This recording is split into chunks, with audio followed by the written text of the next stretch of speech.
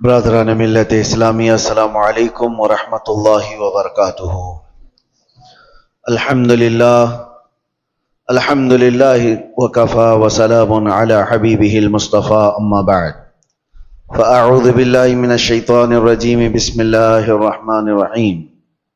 والذین اذا فعلوا فاحشة او ظلموا انفسهم ذکروا اللہ فاستغفروا لذنوبہم ومن يغفر الذنوب الا اللہ ولم يصروا على ما فعلوا وهم صدق اللہ مولانا العظیم۔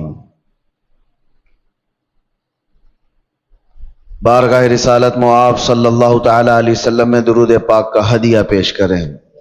اللہم صلی علی سیدنا محمد معدن الجود والکرم وآلہ واصحابہ الکرام وابنہ الکریم وبارک وسلم صلاۃ دائمۃ سرمدا ابدا۔ اللہ عز و جل قرآن پاک میں فرماتا ہے، اور وہ جنہوں نے بے حیائی کا کوئی کام کر دیا، برائی کر دی، گناہ کیا یا اپنی جانوں پر ظلم کیا، والذین اذا فعلوا فاحشة او ظلموا انفسهم، پھر اس کے بعد اس سے توبہ کرنا چاہا، اس سے باز آنا چاہا، تو اس کی دو چیزیں اللہ تعالیٰ بیان فرماتا ہے۔ پہلی چیز یہ ہے کہ جس چیز کو چھوڑا ہے اس پر دوبارہ نہ جائے۔ دوسری چیز یہ ہے کہ اللہ کا ذکر کر کے اس سے توبہ اور استغفار کی جائے۔ تو اللہ تعالیٰ فرماتا ہے، پھر کون ہے جو بڑے گناہوں کو بخشتا ہے سوائے اللہ کے؟ اللہ معاف کرنے والا ہے، اللہ رحم کرنے والا ہے۔ انسان سے بے حیائیاں اور فواحشات ہو جاتی ہیں، خطاؤں کا مرکب ہے، لیکن بسا اوقات ایسا ہوتا ہے کہ یہ برائیاں اتنی بڑھ جاتی ہیں کہ انسان پھر انسان نہیں رہ جاتا، یہ جانوروں سے زیادہ ذلیل ہو جاتا ہے۔ اس کے اندر ایسی گھناؤنی حرکتیں آنے لگ جاتی ہیں کہ اس کو انسانیت کی تمیز بھی باقی نہیں رہ جاتی۔ وہ وقت آنے سے پہلے اپنے آپ کو، اپنے گھروں کو ہمیشہ سنبھال رکھو۔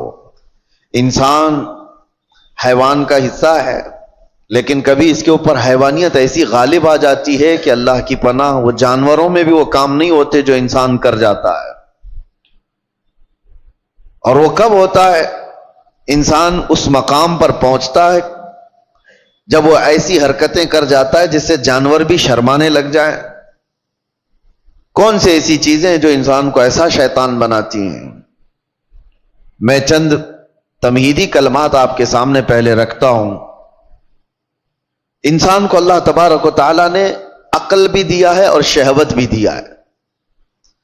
عقل یہ صرف انسان کے پاس اتنی بڑی دولت ہے کہ دوسرے تمام حیوانات میں یہ چیز نہیں ہے۔ عقل کا مطلب صرف دماغ ہی نہیں ہوتا، عقل کا مطلب صحیح اور غلط کو پہچاننے کی تمیز، اور شہوت جس سے انسان کو برائیوں کی خواہشات ہوتی ہیں۔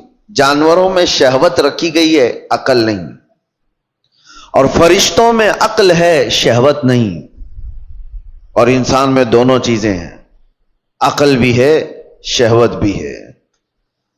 اسی لیے فرمایا گیا کہ کوئی انسان اپنی شہوت ہوتے ہوئے بھی، شہوت اس کے پاس ہے پھر بھی بچ رہا ہے، تو وہ فرشتوں سے افضل انسان ہے۔ اس لیے کہ فرشتے گناہوں سے اس لیے بچے ہیں کہ ان کو شہوت ہی نہیں، گناہ کرنے کی سوچ ہی ان کے پاس نہیں۔ اور انسان اگر اپنے آپ کو بچاتا ہے تو فرشتوں سے افضل ہے۔ لیکن ساتھ میں یہ بھی بتایا گیا کہ عقل ہونے کے باوجود انسان برائیوں سے نہیں بچتا تو پھر وہ غلیظ جانوروں سے بھی زیادہ بدتر ہے۔ جانور اس لیے نہیں بچ پاتا کہ اسے صحیح اور غلط کی تمیز نہیں ہے۔ جانور بڑے تھوڑے سے ہو جائیں تو ان میں ماں باپ کا رشتہ نہیں ہوتا، بھائی بہن کا رشتہ نہیں ہوتا۔ بچے بڑے ہو جانے کے بعد وہ ماں سے، بہنوں سے ایسا کوئی رشتہ نہیں ہے جس کے ہاں حدود ہیں۔ اس لیے جانوروں کے ہاں وہ کوئی بات ہی نہیں رہ جاتی۔ لیکن انسان کو اللہ تعالیٰ نے عقل دیا ہے، تمیز دیا ہے اور حدود بیان کیا ہے. اگر وہ عقل کا استعمال نہ کرتے ہوئے ان بے حیائیوں میں اپنے آپ کو مبتلا کرتا ہے تو وہ جانور سے زیادہ ذلیل ہے. اب ہمیں خود کو معلوم کر لینا چاہیے کہ ہم کون سی کیٹیگری میں آتے ہیں. شہوت کے غلام ہیں یا پھر عقل کا استعمال کر کے گناہوں سے بچنے والے لوگ. مجھے بڑی تکلیف ہو رہی ہے. میں تو سفر میں تھا, آج اتفاقاً آپ کے ہاں حاضر آ گیا, لیکن کیا یہ ہاشمی مسجد کے جمعہ کا منظر ہے جو 1:30 بجے 2 صف بھی نہ ہوتی ہو؟ کیا یہ وہی مسجد ہے جہاں پر 12:30 بجے قدم رکھنے کی جگہ نہ ہوتی ہو؟ کیا ہو گیا ہے لوگوں کو؟ کس وجہ سے مسجدوں سے دوری؟ صرف یہ ایک مسجد میرے سامنے ہے, باقی کے حالات اور بھی گرے ہوئے ہیں. خصوصاً ہمارے شہر کے متعلق جب میرے پاس باتیں آئیں تو دل دکھتا ہے. نوجوانوں کی ایک بہت بڑی جماعت آج ایسی عیاشیوں میں مبتلا ہے. اللہ کی پناہ, اللہ کی پناہ. میں نے وہ چیزیں باہر پوش علاقوں میں نہیں سنا تھا جو یہاں سننے کو مل رہی ہیں. کیا مسلمانوں میں ایسا کوئی مقدمہ ہو سکتا ہے کہ بھائیوں نے مل کر کے اپنی بہن سے زنا کیا ہو؟ یہ معاملات یہاں پر موجود ہیں, پائے جا رہے ہیں. کلیجہ منہ کو آتا ہے بیان کرنے میں. کون سی قوم میں آ گئے؟ کیا یہ رسول اللہ صلی اللہ تعالی علیہ وسلم کی وہ امت ہے جس کو قرآن نے خیر امت کہا تھا؟ کیا وہ نوجوان ہیں؟ ہمارے جو علاقے یہاں پر میجورٹی کے ہیں, پولیس کے ڈپارٹمنٹ کے اور دوسری جگہوں پر وہ مذاق کی جگہ بنے ہوئے ہیں. اگر ان علاقوں کا نام لے لو تو لوگ شرماتے ہیں. میرے عزیزو, یہ کس کی ذمہ داری تھی ان بے حیائیوں سے روکنے کی, ان فواہشات سے اپنے نوجوانوں کو روکنے کی؟ حیرت ہوتی ہے کہ 2-4 حاجی صاحب ہمارے سامنے بیٹھ کر کے واقعات بیان کر رہے ہیں. اس محلے میں ایسا چل رہا ہے, اس محلے میں ایسا چل رہا ہے. دل پر چھریاں چلتی ہیں اور افسوس آپ کے اوپر ہوتا ہے. آپ ان سب کو تماشا سمجھ کر کے بیان کر رہے ہو. امت لٹ رہی ہے اور آپ کہانیاں بیان کر رہے ہو. تمہارے گھر سے تمہاری بیٹی اور تمہارے بیٹے کے ساتھ یہ تمام حرکتیں ہوتی ہوں تو کیا محلے میں اسی طرح چرچے کرتے ہوئے بیان کرو گے؟ ذمہ داری کس کی تھی یہ؟ اور میں اکثر یہاں پر کہا کرتا تھا جب یہاں موجود تھا کہ ایک بہت بڑی نعمت ہے ہمارے ان علاقوں میں کہ آج بھی ہماری مسجدوں میں یہ جماعت کا جو سسٹم ہے, متولی ہونا, اراکین ہونا, جماعت کا ان کا جو ہولڈ ہے وہ دوسرے علاقوں میں آپ کو نہیں ملے گا.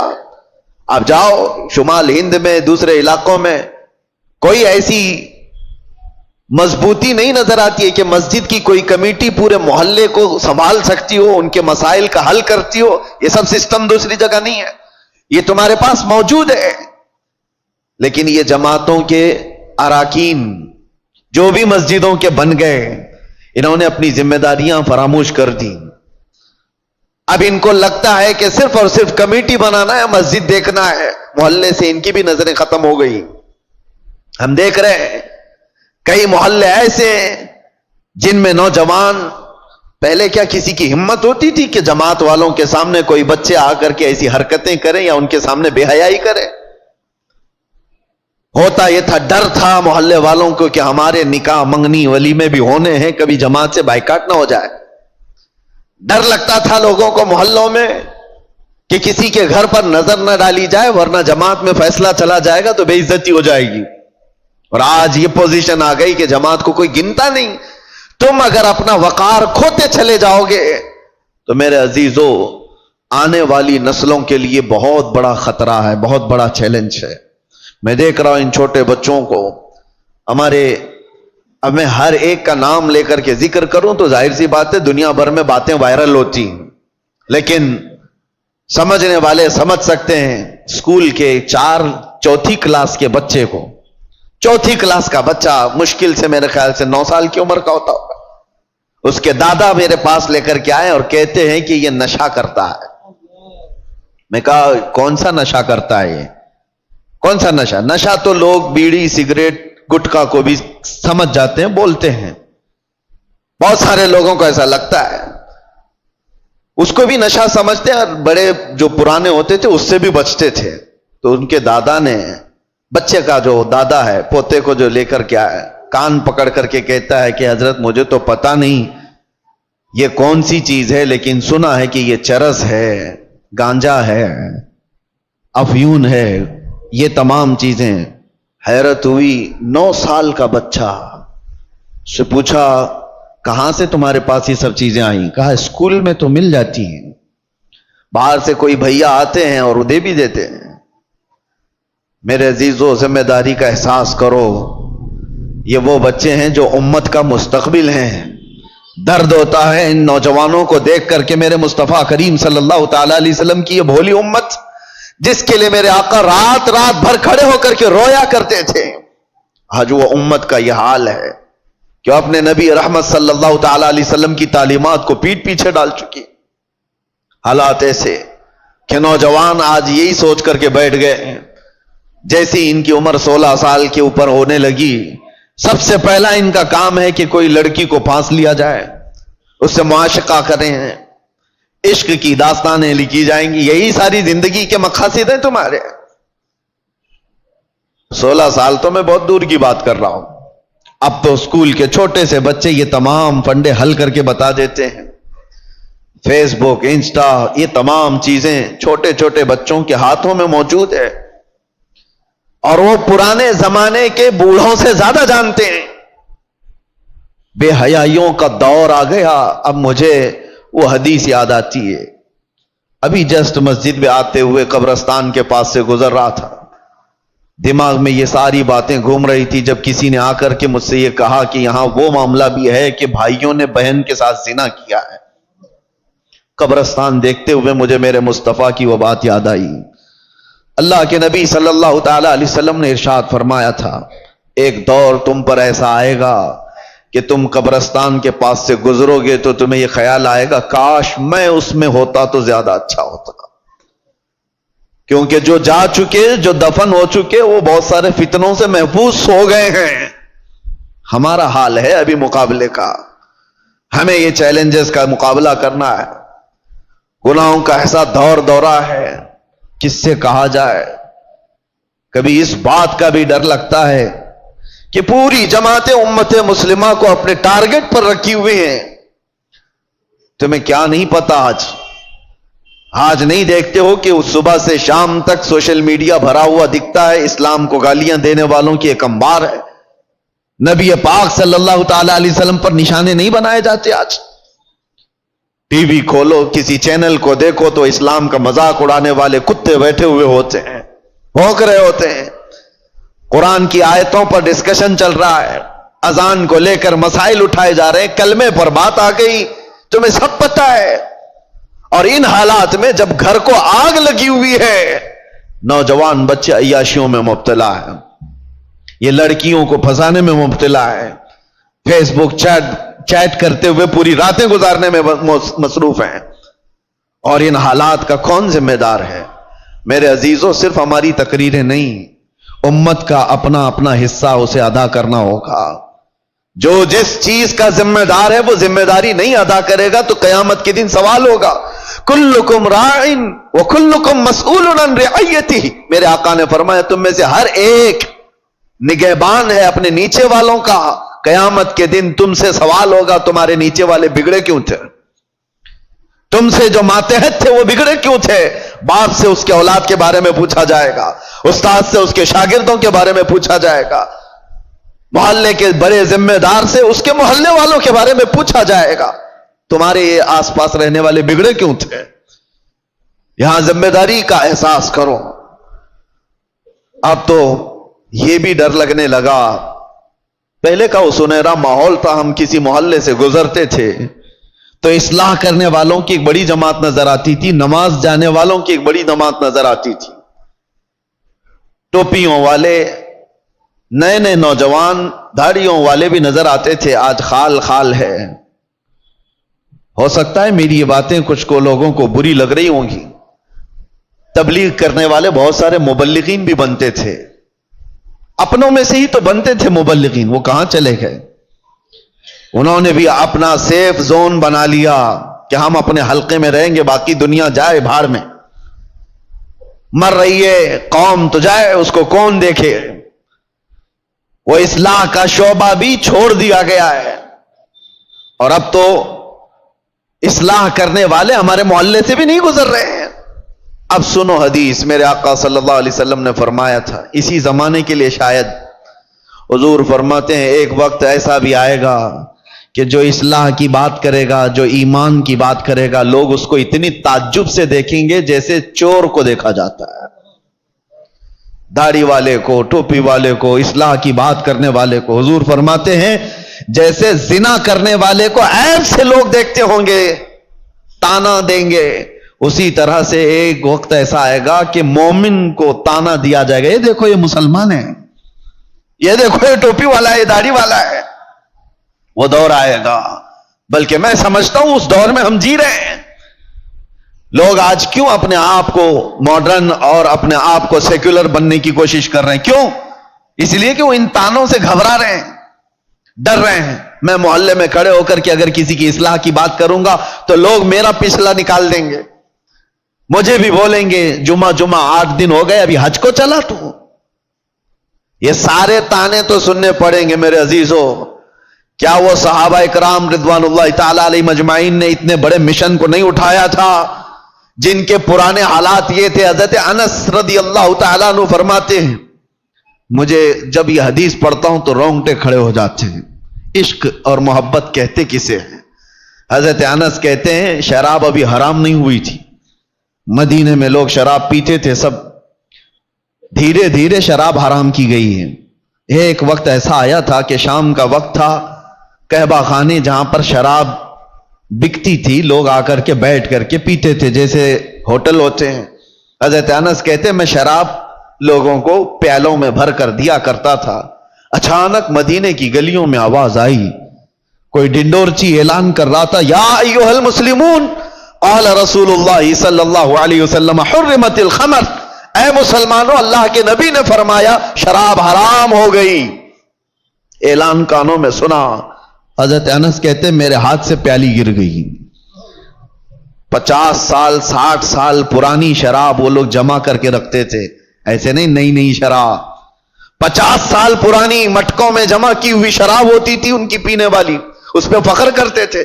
حضرت انس کہتے ہیں میں نے تو پیالی چھوٹ گئی، لوگ جو بیٹھے ہوئے تھے کوئی اپنے منہ سے لبوں تک لگایا ہوا تھا وہیں سے اس نے پٹک دیا، آواز آئی وہیں سے پھینک دیا کہ اللہ کے نبی نے فرمایا حرام ہو گئی، پٹک دیا۔ میں سوچتا ہوں کبھی پڑھتا ہوں تو رونگٹے کھڑے ہوتے ہیں، کیا صحابہ میں یہ فرما برداری کا جذبہ تھا؟ ان کے کانوں میں صرف بات پڑی، وہ بھی ڈائریکٹ رسول اللہ کی نہیں، کوئی اعلان کرنے والا بیان کر رہا ہے۔ وہ یہ سوچ تو سکتے تھے کہ ابھی قانون آیا ہے، امپلیمنٹ ہونے میں ٹائم لگ سکتا ہے، آج کا تو پی لیں، کل جا کر کے حضور سے بات کر لیں گے کہ صحیح میں حرام ہوئی یا نہیں، کنفرمیشن کے بعد چھوڑ دیں گے۔ نہیں، صرف کسی ایک مسلمان کی آواز آئی کہ اللہ کے نبی نے فرمایا، وہ صحابہ نے توڑ دیا مٹکے، 50 سال پرانے۔ حضرت انس کہتے رات ہوتے ہوتے مدینے کی ساری نالیاں شراب سے بہ رہی تھی، جن کے ہاں جو جو جمع رکھا تھا سب اٹھا کر کے پھینک دیا۔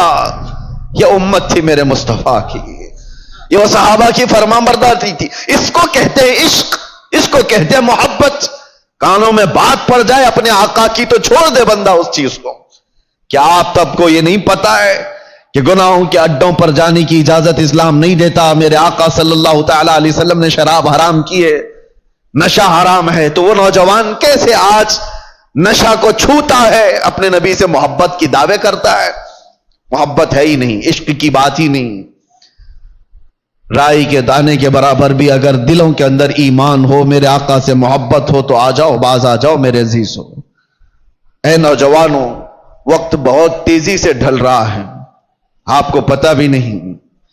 آج میں اس مقام پر آپ کے سامنے کھڑا ہوں، آپ کو اندازہ ہے مجھے تو کچھ نیا نہیں لگتا، لیکن 10 سال کے بعد ہم یہاں کھڑے ہیں، 10 سال گزر چکے۔ میں پیچھے پلٹ کر کے دیکھتا ہوں تو سوچتا ہوں کیا ایک عشرہ ایک دہائی گزر گئی ہماری زندگی کی، 10 سال کے بعد اس مسئلے پہ پھر آئے. یہ 10 سال کا عرصہ اتنی تیزی سے گزر رہا ہے، تو یاد رکھو موت بہت تیزی سے تمہارے قریب آ رہی ہے، بہت تیزی سے. اور حضور پاک صلی اللہ تعالی علیہ وسلم کی وہ حدیث بھی میں آپ کو سناؤں، قیامت کے قریب ایسے حالات ہوں گے کہ بچے جوان نظر آئیں گے اور جوان بوڑھے نظر آئیں گے. کیا آج نہیں معلوم آپ کو؟ بچوں کے اندر جو حرکتیں ہیں وہ جوانوں سے کی جیسی ہیں. 6 سال کے 7 سال کے بچے بالغ لوگوں کی باتیں کرتے ہیں، جوانی ابھی سے آئی ہوئی لگتی ہے. اور جوانوں کو دیکھو یہ سب ٹوٹے بکھرے ہوئے، ارے 20 سال 22 سال کی عمر میں سفید بال، اور یہ بوڑھے لگنے لگ گئے. ان کی زندگیاں 30 سال کو جاتے جاتے ریٹائرڈ ہو گئیں، گھروں کے حالات خراب ہو گئے. کتنے ایسے ہیں. ارے جوانی کس کو کہا جاتا تھا پتہ ہے؟ 40 سال کے بعد جوانی شروع ہوتی، جس کو مضبوط جوانی کہا جاتا. آج 40 سال میں بوڑھا ہے آدمی، بوڑھا ہے. قیامت کے اتنے قریب ہم آ چکے. میرے آقا نے فرمایا تھا ایک دور آئے گا کہ جب بچے جوان نظر آئیں گے اور جوان بوڑھے لگنے لگیں گے. ان حالات کا باریکی سے آپ مطالعہ کرو میرے عزیزو. اب ہمیں تقریروں کے اعتبار سے کوئی ایک مقرر ایک خطیب سمجھ کر کے ایک ٹرینڈ کے حساب سے مت لو. میرے پاس اب وہ فن بھی نہیں ہے، نہ میں اپنے الفاظ سے چمکا کر کے کسی کے اوپر دباؤ ڈالنے کے لیے تقریریں کرتا ہوں. نہیں، ایک درد نکلتا ہے آج امت کے لیے خاص طور پر. بہت جلدی وہ دن بھی آ جائے گا، شاید اعلان ہو جائے کہ ہم بھی مر گئے، دنیا سے نکل گئے. جتنے دن ہمارے باقی رہ گئے، کبھی یہ خیال آتا ہے کہ بارگاہ مصطفیٰ صلی اللہ علیہ وسلم میں جانا تو طے ہے، مرنے کے بعد قبر میں منہ دکھانا تو طے ہے. اگر وہ نبی پاک صلی اللہ تعالی علیہ وسلم ہم سے پوچھیں کیا تو اس جگہ سے آ رہا ہے جہاں سے صبح سے شام تک مجھ کو گالیاں دی جاتی تھی؟ کیا تو اسی محلے سے آ رہا ہے جہاں لوگ ماں اور بیٹیوں کی عزت بھول چکے تھے؟ زنا اتنا عام ہو چکا تھا کہ جانور بھی اس طرح کا جوڑا نہیں کھاتے. گھر گھر آج محفوظ نہیں ہے. لوگ بیٹھ رہے ہیں آج ہمارے پاس آ کر کے حیرت ہوتی ہے کہ زنا کے معاملات کو حل کرنے کے لیے بیٹھتے ہیں تو رونگٹے کھڑے ہوتے ہیں، کلیجہ منہ کو آتا ہے. باپ بیٹی کو لے کر بیٹھا ہے، دوسرا باپ بیٹے کو لے کر کے بیٹھا ہے.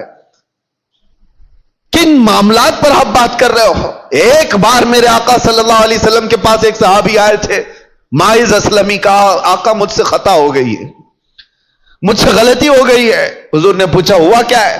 کہا بتا نہیں سکتا، بہت تکلیف کی بات ہے. حضور نے فرمایا بتاؤ تو تمہارا علاج کیا جا سکے. انہوں نے کہا زنا ہو گیا ہے، مجھ سے زنا ہوا.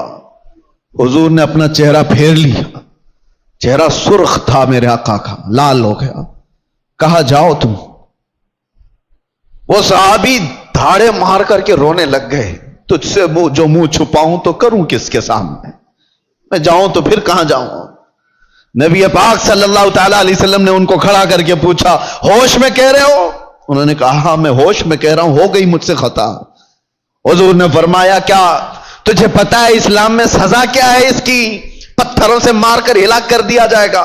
انہوں نے کہا ہاں یا رسول اللہ پتا ہے مجھے. پھر بھی کہہ رہے ہو؟ کہا ہاں، اس آخرت کی سزا سے تو بہتر ہے کہ آپ مجھے دنیا میں پاک کریں. 3 مرتبہ پوچھنے کے بعد بھی جب انہوں نے کہا کہ ہاں مجھ سے خطا ہو گئی، تو حضور نے صحابہ سے کہا جاؤ یہ اقبالی مجرم انہیں لے جاؤ جبل انم، ایک پہاڑی مدینے میں، وہاں پر صحابہ لے کر کے گئے. اوپر سے ان کو پتھروں کی بارش کی گئی، وہ قتل ہو گئے، ان کا انتقال ہو گیا. یہ اسلام میں زنا پر سب سے بڑی سزا دی گئی. وہ صحابی تھے، خطا ہوئی تو نبی پاک صلی اللہ تعالی علیہ وسلم نے دنیا میں پاک کرنے کا طریقہ یہ بتایا. اور یہاں پر حالات ایسے آ گئے کہ لوگ اس کو اتنے ہلکے میں لے لیے. پھر مجھے وہ حدیث یاد آتی ہے، حضور نے فرمایا تھا قیامت کے قریب زنا اتنا عام ہو جائے گا کہ انسان ایسے جوڑا کھائیں گے جیسے گدھے اور کتے راستوں پر جوڑا کھاتے ہیں. ان کے درمیان یہ سب کامن سی چیز ہو گئی، نارمل بن گیا ہے. لوگ بیٹھ کر کے حل کر رہے ہیں، ہمیں تو رونگٹے کھڑے ہوتے ہیں. کن چیزوں کی یہ باتیں لے کر بیٹھے ہیں بیٹے اور بیٹیوں کی کہ یہ اس طرح کی حرکتیں کرتے تھے. معاذ اللہ رب العالمین. ایک بات یاد رکھو، پورے معاشرے میں محلے میں ایک جگہ کوئی زنا کرتا ہے تو پورے محلے کی برکت ختم کر دی جاتی ہے. ناسور ہے وہ کینسر کی طرح. کینسر کی پھوڑی جس طرح پورے جسم میں زہر پیدا کرتی ہے، ایک بے حیائی اور بدکاری والا نوجوان پورے معاشرے کے اندر وہ ناسور بن کر زہر پھیلاتا ہے. تمہاری بیٹیوں تک بھی وہ حرکتیں آئیں گی، تمہارے بیٹے بھی محفوظ نہیں رہیں گے. اس لیے ذمہ داریوں کا احساس سارے لوگ مل کر کے کریں، ایک آدمی نہیں. یہ بیچارہ خطیب کب تک یہاں سے پکارے گا؟ ایک کوئی مبلغ کب تک اصلاح کرے گا؟ ہر ایک کی ذمہ داری ہے. آج غلطی کس کی ہے پتا ہے؟ پورے محلے میں 5% یا 10% جواری ہوتے ہیں. 5% سے بھی کم ہوتے ہیں جواری اور سود خور یا شرابی یا زانی. اکثریت تو اچھے لوگوں کی ہوتی ہے، لیکن وہ اچھے لوگ اتنے بھیانک ہوتے ہیں. یاد رکھنا، ان 5 کو جنہوں نے کھلی چھوٹ دی تھی، یہ 95 لوگوں کی بھی وہی سزا ہوگی جو اس جواری کی سزا ہوگی. کیونکہ معاشرے کو برباد کرنے میں ان 5 لوگوں کا ہاتھ کم تھا، خاموش رہنے والوں کا ہاتھ زیادہ تھا. یہ سپورٹر تھے، گناہ دیکھ کر کے ہنستے ہوئے چلے جاتے تھے. میرے گھر میں تھوڑی نہ ہو رہا ہے، فلاں کا بچہ بگڑا ہوا ہے، میں تو سنبھال لوں گا اپنا گھر. میاں آگ لگی ہے، تم کیا سنبھال لو گے؟ تمہارے بھی گھر کے دروازے لکڑی کے ہیں، تمہارے بھی گھر کی کھڑکیاں لکڑی کی ہیں. وہ آگ کے شعلے جب نکل کر کے آئیں گے تمہارے دروازے بھی جلائیں گے. یہی حال ہے آج ہمارے گھروں میں. تمہاری بیٹیاں بھی ہیں یا نہیں؟ تمہارے اپنے بیٹے ہیں یا نہیں؟ دوسرے کا بیٹا بگڑ گیا، دوسرے کی بیٹی بگڑ گئی تو آپ ہنس کر تماشا دیکھ رہے ہو کہ فلاں نشہ کر رہا ہے. پہلے حال یہ تھے کہ ہماری جماعت کے لوگ کہیں بیٹھے ہوتے تھے تو آوارہ لوگ ان کے سامنے سے گزرنے میں بھی ڈرتے تھے. گزرنے میں انہیں ڈر لگتا تھا کہ بڑے لوگ بیٹھے ہوئے ہیں. آج وہ وقار ختم کیوں ہوتا گیا؟ اپنی ذمہ داری کا احساس جب بندہ ختم کر لیتا ہے تو اقبال نے یہ بہت پہلے کہا تھا، قوت فکر و عمل پہلے فنا ہو جاتی ہے تب کسی قوم کی شوکت پہ زوال آتا ہے. سوچنے سمجھنے کی صلاحیت پہلے یہ ختم ہو جاتی ہے تب جا کر کے قوم کے اندر بدکاریاں پھیل جاتی ہیں، یہ زبوں حالی کا شکار ہوتی ہے. آج قوم کے اندر جو معاملات ہیں ہم گرے ہوئے اس لیے ہیں کہ ہم اپنی ذمہ داریاں نہیں سنبھالنا چاہتے. اب ظاہر سی بات ہے، ایک آدمی بولے گا تو اس کو پکڑ کر کے لے جائیں گے، بند کر دیں گے. دوسرا اٹھے گا اس کو پکڑ کر بند کریں گے اور سارے لوگ تماشا دیکھتے رہیں گے. یہ سوچیں گے نہیں یہ نہیں کرنا ہے، بولنا نہیں ہے. میں سمجھتا ہوں اس طرح کی بزدلی سے تم کتنے سال جی سکتے ہو؟ چپ چپ رہ کر کے برائیوں کے بارے میں نہیں بولو گے، کمپرومائز کر کے جیو گے، کب تک رہو گے؟ موت تو آنی ہے. تو جب مرنا ہی ہے تو گیدڑ کی 100 سالہ زندگی سے شیر کی 1 دن کی زندگی بہتر ہے. حق بات کرو، لوگوں کی اصلاح کرو اور دنیا سے عزت کے ساتھ جاؤ. اور ایک بات اے نوجوانوں، دنیا کے تمام معاملات میں 100 سال کی زندگی میں وہ عزت نہیں پاؤ گے جو دامن مصطفیٰ میں 1 منٹ میں عزت مل جاتی ہے. میرے آقا کے قدموں سے لپٹ کر 1 منٹ کی جو زندگی تمہیں عزت دیتی ہے وہ دنیا داروں کی 100 سال کی نوکری تمہیں عزت نہیں دے سکتی. اسی لیے میرے مرشد نے فرمایا تھا، بل ہوا سن سیم و زر کی بندگی اچھی نہیں، ان کے در کی بھیک اچھی سروری اچھی نہیں.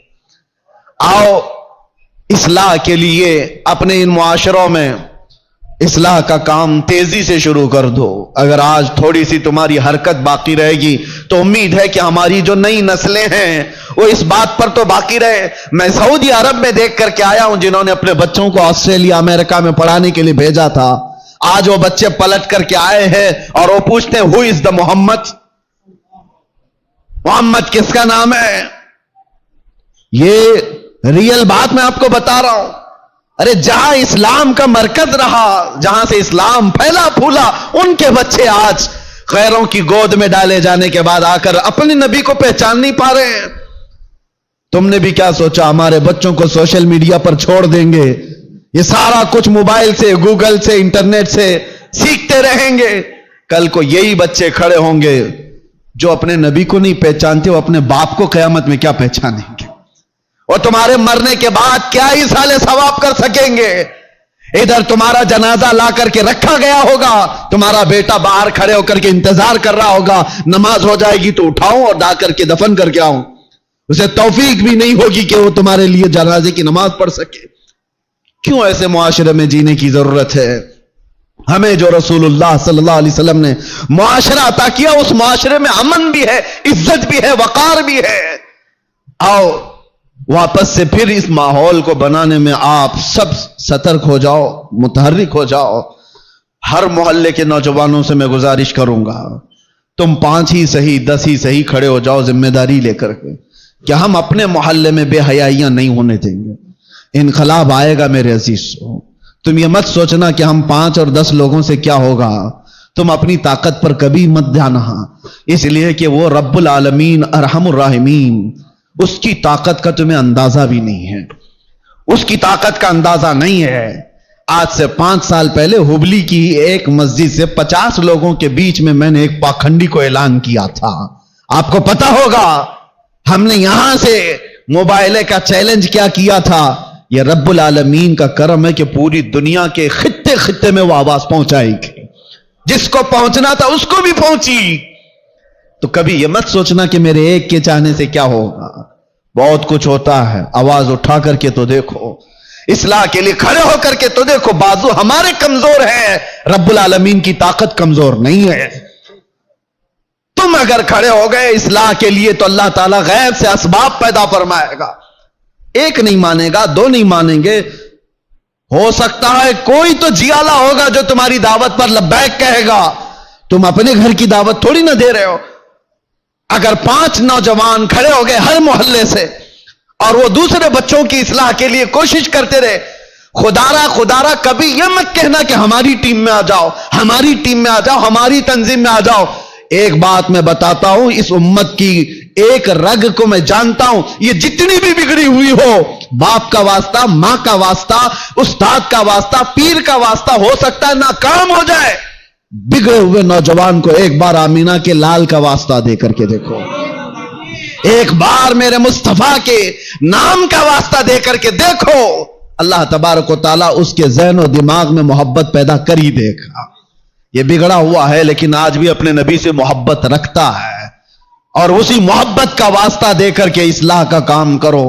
ورنہ آج جو میں سن کر کے آیا ہوں، کھڑے ہونے کی ہمت بھی نہیں تھی، اتنی دیر میں بول لیا، کھڑے ہونے کی ہمت نہیں تھی۔ بتاؤ میرے عزیزو، جس کے علاقے میں آ کر کے اس کو یہ خبر دے دی جائے کہ آپ کے علاقے میں بھائی بہن سے زنا کر رہا ہے، اسے بولنے کی کیا جرأت ہوگی، اسے کھڑے ہونے کی کیا طاقت ہوگی؟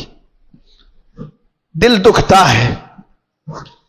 امت مصطفیٰ صلی اللہ تعالی علیہ وسلم اس پوزیشن پر آ گئی کہ ہم غیروں میں بھی یہ بات نہیں سن پاتے، غیروں میں یہ بات نہیں سن پاتے۔ مسلمانوں کے گھروں میں یہ چیز ہو سکتی ہے۔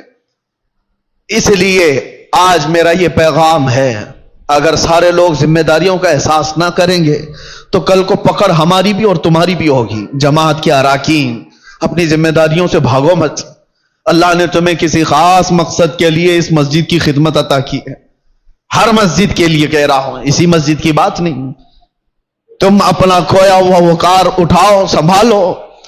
2-4 لوگ تمہارے ان فیصلوں کے خلاف ہو جائیں گے، کوئی پرواہ نہ کرو۔ تم اگر اس زمام کو مضبوطی سے پکڑ لو گے کہ معاشرے میں ان بے حیائیوں اور گندگیوں کو ہم ہونے نہیں دیں گے، تو ہو سکتا ہے 2-4 لوگ مخالف ہوں گے، لیکن دیکھنا اللہ تعالیٰ تمہاری غیب سے مدد کے لیے فرشتوں کو اتارے گا کہ امت مصطفیٰ کی اصلاح کے لیے بیٹھا ہوا ہے۔ دنیا کوستی ہے تو کوسے، لیکن آپ اپنی ذمہ داری پوری کرو۔ کوئی بچہ بگڑتا ہے تو معاشرے کے ذمہ دار اراکین جماعت اس کا بہت باریکی سے جائزہ لے اور اس پر پکڑ بنا ہے، ورنہ ہاتھ سے نکل جانے کے بعد پھر اصلاح نہیں ہوتی۔ اللہ تبارک و تعالی ہم کو خیر امت میں جس طرح سے رکھا ہے، ہمیشہ خیر امت کے اس لقب کو سنبھالنے کی توفیق عطا فرمائے۔ رب تبارک و تعالی ہمارے اس بگڑے ہوئے معاشرے کو پھر سے اصلاح کی توفیق عطا فرمائے. یا رب العالمین، یا اکرم الاکرمین، تیرے دربار میں عاجزانہ فقیرانہ التجا ہے کہ مولا ہم ویسے ہی بغیر کسی قیادت کے بھٹکے ہوئے ہیں. اللہ ہم کسی کے ساتھ کوئی بغیر مرکزیت کے آوارہ ہے. اے اللہ تو بھی ہمیں تنہا نہ چھوڑ دے. تیرے نبی کا واسطہ مولا اس امت کو اس یتیمی کی حالت میں تنہا نہ چھوڑ. ہمارے معاشرے میں غیب سے اصلاح کرنے والوں کی جماعت پیدا فرما. اے اللہ علماء صالحین کو ہمارے درمیان پیدا فرما. ہماری قوم کو اور ہمارے بچوں کو تیرے حبیب پاک کا سچا شہدائی بنا دے. اے اللہ اے کریم خدا، جن بے حیائیوں اور برائیوں سے ہمارا کلیجہ منہ کو آتا ہے، ان بے حیائیوں اور برائیوں سے ہمارے گھروں کے دروازوں کی حفاظت فرما. یہ بے حیائی ہمارے گھر کے دروازوں پر دستک نہ دے. ہماری اولاد، ہماری بہنیں، ہماری مائیں، سب کی عزتوں کی حفاظت فرما. مولا آخری دم تک تیرے نبی پاک کے غلاموں میں ہمارا شمار فرما، اور مرے تو تیرے نبی کی محبت میں دنیا سے جائیں. خاتمہ بالخیر عطا فرما. وصلی اللہ تعالی علی خیر خلقی محمد وآلہ وصحبہ اجمعین، وآخر دعوانا الحمد للہ رب العالمین. السلام علیکم.